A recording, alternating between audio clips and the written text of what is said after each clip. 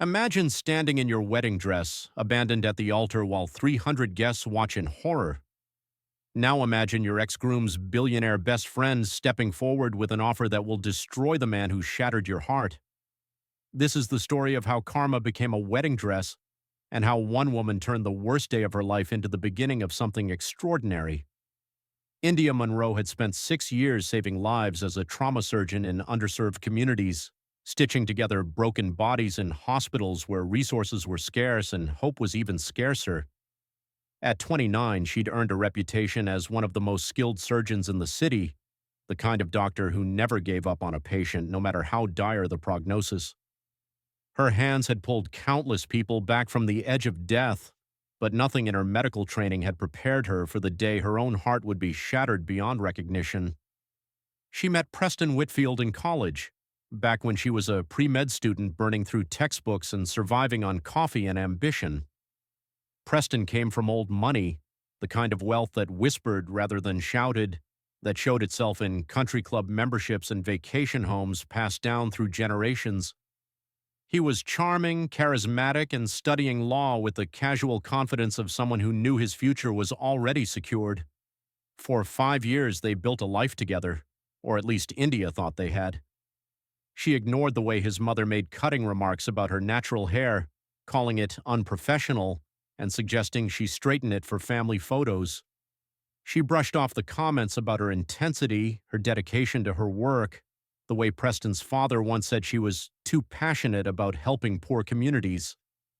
She told herself that love could bridge any divide, that Preston saw her for who she truly was. The wedding day arrived like a dream wrapped in ivory lace and spring flowers. The venue was an exclusive country club where Preston's family had held celebrations for 3 generations, all gleaming marble and crystal chandeliers. 300 guests filled the chapel, a sea of designer suits and expensive perfume. India stood in the bridal suite, adjusting the vintage lace gown that had belonged to her grandmother, the woman who raised her after her father died. Her hands trembled slightly as she smoothed the fabric, whispering a prayer her grandmother had taught her about strength and grace. The ceremony was scheduled for 2 o'clock. By 2:20, there was still no sign of Preston. India's maid of honor kept checking her phone, her expression growing more worried with each passing minute. By 2:40, concerned murmurs rippled through the crowd like stones dropped in still water. India waited at the altar, bouquet gripping tighter in her sweating palms, feeling 300 pairs of eyes boring into her back. Some looked concerned, others looked curious. A few, particularly among Preston's relatives, looked almost satisfied, as if they'd been waiting for this exact moment. Preston's mother leaned toward a cluster of guests, her stage whisper carrying perfectly in the chapel's acoustics. "I told Preston she wasn't suitable for our family. Too ambitious, too focused on those people in those neighborhoods. A man needs a wife who understands his world." By 3 o'clock, India's legs were shaking. The pianist had run out of songs to play twice over. Then the chapel doors burst open and Preston stumbled in, his tuxedo rumpled, his bow tie hanging loose around his neck, his eyes red and unfocused. He reeked of expensive whiskey and cheaper decisions. India's heart, which had been hammering with anxiety, seemed to stop altogether. He couldn't even look at her as he stood at the altar, swaying slightly. When he finally spoke, his words slurred together like a confession torn from his throat. "I can't do this. I'm so sorry, India, but I can't marry you. I'm in love with someone else." The chapel erupted in gasps and shocked whispers. India felt the world tilt sideways, felt her grandmother's dress suddenly weigh 1,000 pounds. She couldn't breathe, couldn't think, could only stand frozen as Preston continued his devastating monologue. "Harper's pregnant. We've been together for 8 months. I tried to fight it, I really did, but I love her. I have to do the right thing." Harper, his legal assistant, the blonde woman with the pageant smile who India had met at firm holiday parties, who always seemed to find excuses to touch Preston's arm, to laugh too loudly at his jokes. India had dismissed her intuition, had told herself she was being paranoid, possessive. Now that intuition felt like prophecy. Preston's family didn't erupt in outrage at their son's cruelty. Instead, they turned their judgment on India. Preston's mother stood, her voice ringing through the chapel. Well, this is what happens when people try to climb above their station.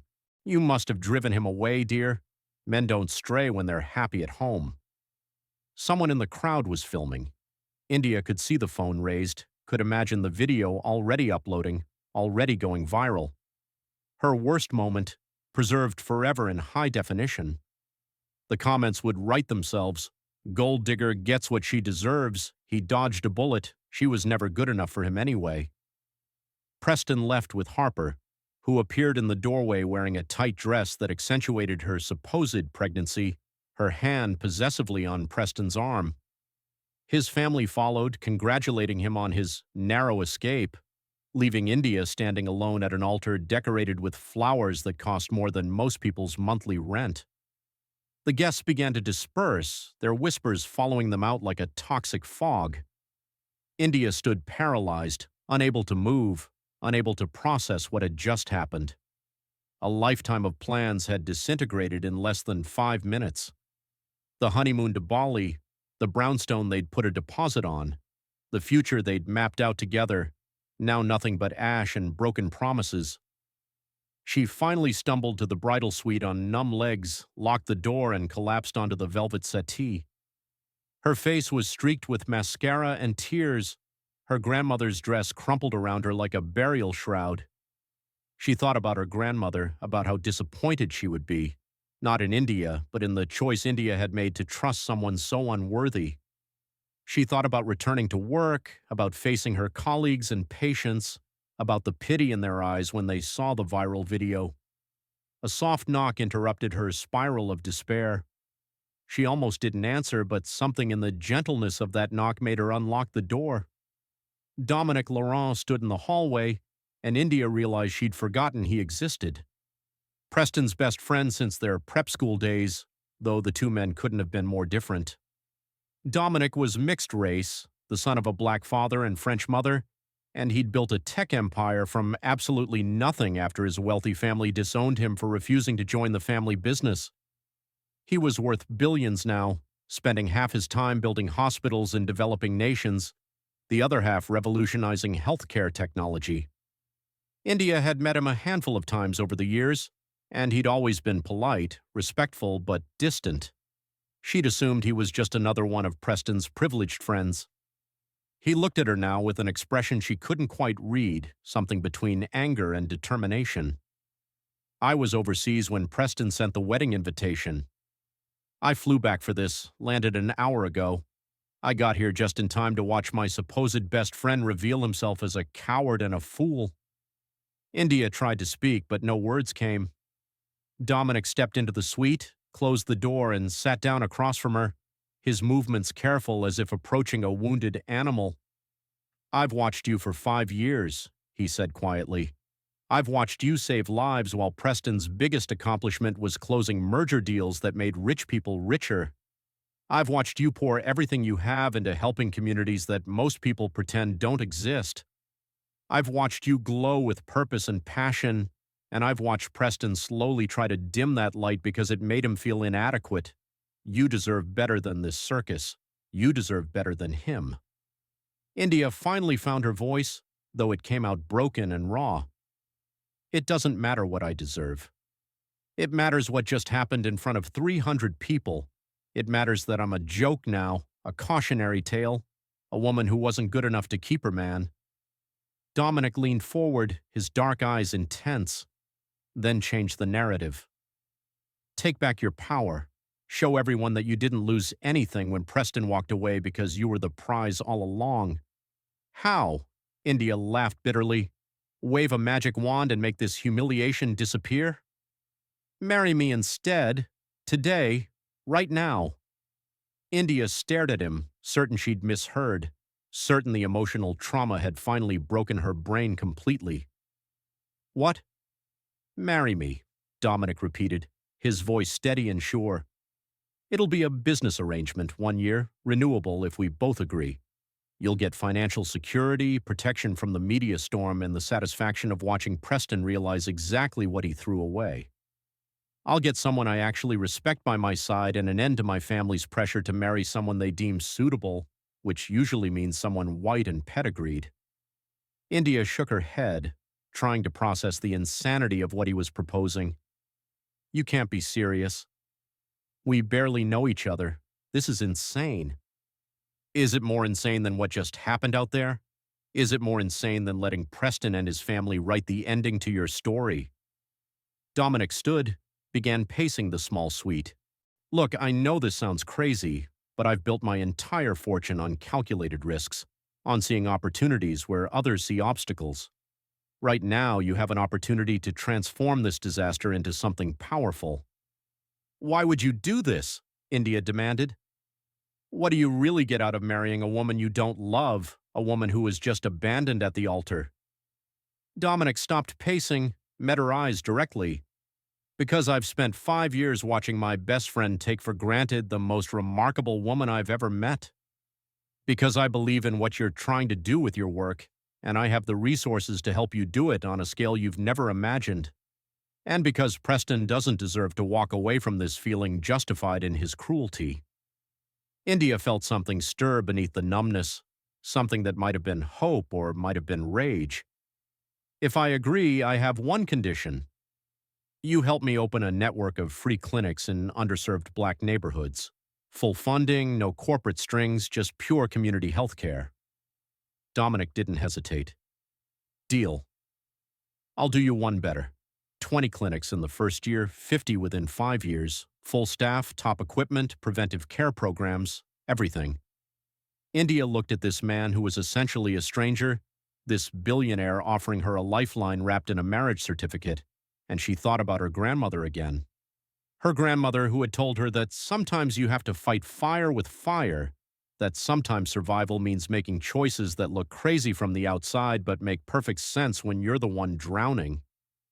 She stood, smoothed her grandmother's dress, and lifted her chin. Okay, let's do it. Dominic made a phone call, and within 30 minutes, a boutique had delivered 3 stunning dresses. India changed into a simple but elegant champagne silk gown that fit like it was made for her. When she emerged, Dominic was waiting in a fresh tuxedo, and he looked at her with something that might have been admiration. They returned to the chapel where most guests were still lingering, drawn by curiosity and the promise of scandal. The room fell silent when India walked in, Dominic at her side. Preston's mother stood up, her face purple with rage. This is absurd! You can't possibly think— We're getting married, Dominic announced, his voice carrying easily through the space.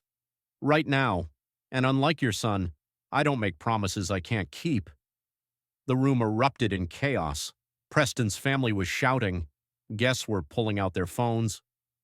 The officiant, still present and looking completely bewildered, glanced between India and Dominic. We have a license? He asked weakly. Dominic pulled out his phone, showed the officiant a document. My lawyers work fast. Everything's legal and ready. The ceremony was surreal, dreamlike, nothing like what India had imagined her wedding would be. But when Dominic spoke his vows, something shifted in the air between them. India, I promise to honor your work, your intelligence, and your strength. I promise to see you clearly, to support your dreams, and to never ask you to be anything less than exactly who you are. Things the man before me was too blind to see and too selfish to appreciate. India felt unexpected tears prick her eyes, but these were different from the tears she'd cried earlier. These felt cleansing somehow, transformative. When she spoke her own vows, her voice was strong and clear. Dominic, I promise to bring my full self to this partnership, whatever it becomes. I promise honesty, respect, and dedication, and I promise that I'll never settle for less than I deserve again. When the officiant pronounced them husband and wife, the room sat in stunned silence. Then the doors burst open again, and Preston stumbled back in, Harper clinging to his arm. He must have seen the social media posts, must have realized what was happening. You can't marry her, Preston shouted, his face red with rage and alcohol. She's my— Your what exactly? Dominic's voice was deadly quiet. The woman you humiliated? The woman you called not suitable? The woman you abandoned in front of 300 witnesses? She was never yours, Preston. You just held her back for 5 years. Preston lunged forward, but security guards materialized from nowhere, restraining him. Harper was crying, finally realizing that Preston's rage wasn't about her, that he still wanted India, that the pregnancy trap had backfired spectacularly. India walked past Preston without a word, her head held high, Dominic's arm steady around her waist. She didn't look back. The first 3 months of their marriage were strange and unexpected. They lived in Dominic's penthouse, occupying separate wings but somehow always ending up in the kitchen at midnight, talking over tea and leftover takeout. Dominic immediately fulfilled his promise, funding the clinic network with resources that left India breathless. 5 locations opened in the first month alone, state-of-the-art facilities in neighborhoods that had been healthcare deserts for decades.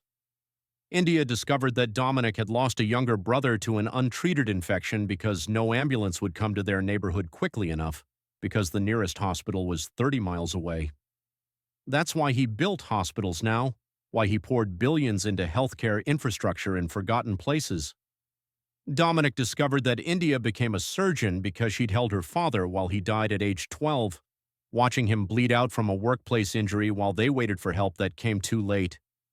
They were 2 people built from tragedy, shaped by loss, dedicated to ensuring others didn't suffer the same fate. And somewhere in those midnight conversations, something shifted between them. India would find herself looking forward to seeing Dominic at the end of long surgery shifts. Dominic started attending her clinic openings, watching her interact with patients with something like awe in his eyes.